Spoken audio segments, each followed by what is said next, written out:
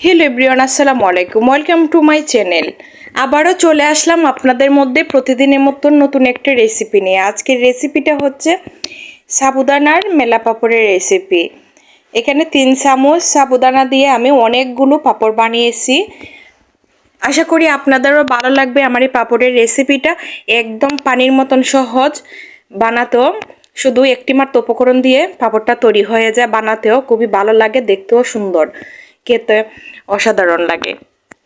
আশা করি আপনাদের ভালো লাগবে পাপড়ের রেসিপিটা। প্রথমে এদিকে আমি 3 চামচ সাবুদানা নিয়েছি। সাবুদানাটা আমি একটা ব্লেন্ডারে একটা জারি নিয়েছি, আমি ব্লেন্ড করে নিব। একদম মিহি করারও দরকার নাই, একটু দানাদার থাকলেও সমস্যা নাই। দানাদার থাকলে পরবর্তীতে যখন সাবুদানাটা আমরা জাল করে নিব চুলোতে, তখন একবারে মিহি হয়ে যাবে। ওইদিকে দেখেন সাবুদানাটা আমি ব্লেন্ড করে নিয়েছি। এখন আমি চুলোর ফ্লেমটা ধরিয়ে দিয়ে সাবুদানাটা আমি প্রথমে দিতেছি। সাবুদানাটা প্রথমে দিয়ে তারপর আমি পরিমাণ মতো পানিটা দিয়ে দিব।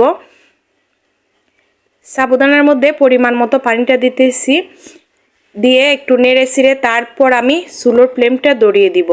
চুলোর ফ্লেমটা আমি আগে থেকে ধরাবো না, আগে থেকে ধরিয়ে নিলে পানি দিলে তখন সাবুদানাটা একটু এইভাবে আমি ভালো করে নেড়ে চেড়ে নিতে পারবো না, দলা পাকিয়ে যাবে। তার জন্য এইভাবে একটু নেড়ে চেড়ে নিব আর পরিমাণ মতো পানিটা দিয়ে দিব আমি আমার আন্দাজ মতো। আপনারা যতটুকু সাবুদানা দিয়ে পাঁপড়টা বানান আপনারা আপনাদের আন্দাজ মতো পানিটা দিয়ে দিবেন। এভাবে একটু ভালো করে নেড়ে চেড়ে নেবেন, তাহলে দেখবেন সাথে সাথেই সাবুদানাটা আরও গলে গিয়েছে। আমি পরিমাণ মতো পানিটা দিয়ে এখন আমি চুলোর ফ্লেমটা ধরিয়ে দিতেছি। এই ধরনের একটা চামচ থাকলে আপনারা এই চামচ দিয়ে এইভাবে একবারে ভালো করে অনবরত নাড়তে থাকবেন, তাহলে সাবুদানাটা কোনো জায়গায় দলা পেকে থাকবে না। এই পাঁপড়টা বানিয়ে আপনারা বছর জুড়ে সংরক্ষণ করে রেখে দিতে পারেন, অথবা বাসাতে মেহমান আসলে ছোটো বাচ্চারা থাকলে ওদেরকে বেজে দিতে পারেন। বিকেলবেলা চায়ের সাথেও নাস্তা হিসাবে আপনারা খেতে পারেন, যে কোনো সময় বেজে। এখন অনেক রৌদ্র আছে, রৌদ্রের মধ্যে এই পাঁপড়টা শুকিয়ে নিতে পারেন। পাঁপড়টা শুকোতে বেশি সময় লাগে না, 1 ঘন্টা কি 1.5 ঘন্টার মধ্যেই শুকিয়ে যায়। একদম কম সময়ে পাঁপড়টা শুকিয়ে যায়। আপনারা একদিন বানিয়ে দেখতে পারেন। আশা করি পাঁপড়ের রেসিপিটা আপনাদের ভালো লাগবে। আমি এইভাবে একটু ভালো করে নেড়ে চেড়ে নিতেছি। সাবুদানাটা দেখেন জাল হয়ে আরও আটালু হয়ে যেতেছে। আমি এইভাবে একটু ধৈর্য ধরে একটু ভালো করে নেড়ে চেড়ে নিব।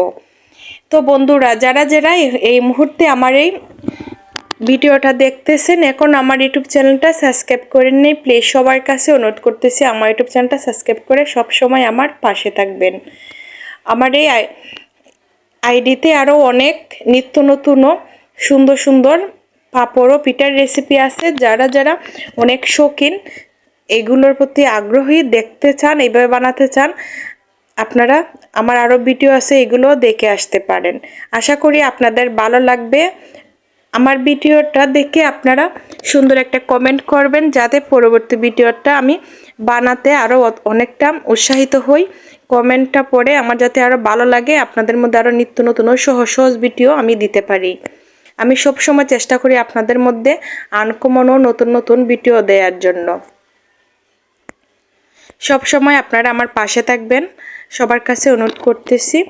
দেখেন সাবুদানাটা জাল হয়ে গিয়েছে। আমি চুলোর ফ্লেমটা অফ করে নিয়ে গরম অবস্থায় একটা চামচ দিয়ে এইভাবে দিয়ে দিতেছি, আর চামচের পিছনের দিক দিয়ে এইভাবে একটু হালকা করে একটু গুঁড়িয়ে নিতেছি, যাতে পাতলা হয়ে পড়ে। এইভাবে আমি এক এক করে পুরো ডালার মধ্যে সাবুদানার এই ব্যাটারটা আমি এইভাবে অল্প অল্প করে দিয়ে দিব। আপনারা ইচ্ছে করলে আরও পাঁপড়গুলো আরও বড় বড় করে দিতে পারেন, যার যেভাবে ইচ্ছা এইভাবে দিতে পারেন।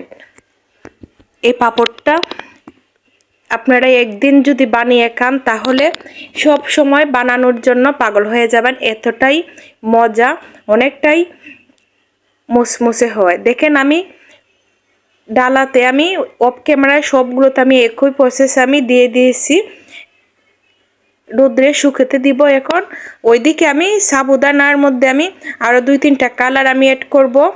আমি রেড কালারটা নিয়েছি কিছুটা সাবুদানার ব্যাটারের মধ্যে, যাতে আমি একটু রেড কালার দিয়ে দেওয়ার জন্য, দেখার সৌন্দর্যের জন্য শুধু একটু যাতে পিঠার ডিজাইনটা সুন্দর হয় তার জন্য শুধু রেড কালারটা দিতেছি। আপনারা নর্মালিভাবেই বানিয়ে নিতে পারেন। এখানে আমি 2 চামচের মতন সাবুদানার ব্যাটারটা নিয়েছি।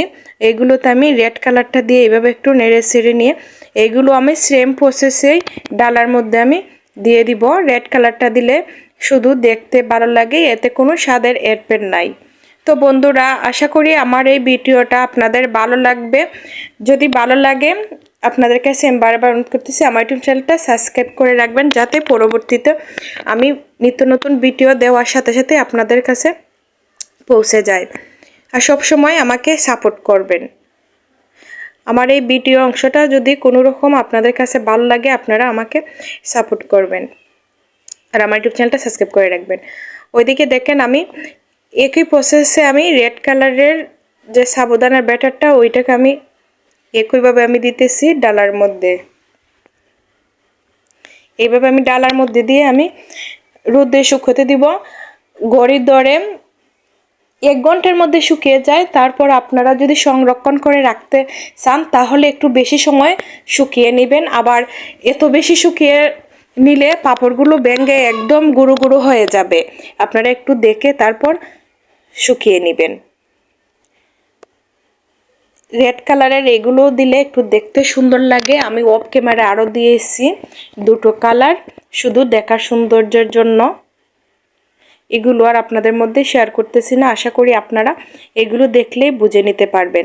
দেখেন আমি ডালার মধ্যে দিয়ে আমি সবগুলো আমি শুকোতে দিয়েছি। এদিকে হলুদ কালার, তারপর গ্রিন কালার, নর্মালি কালার, সবগুলো কালার একসাথে আমি শুকিয়ে নিয়ে একসাথে জড়ো করে আপনাদেরকে আবারও দেখিয়ে দিতেছি কতটা পারফেক্টলিভাবে হয়েছে আমার পাঁপড়গুলো।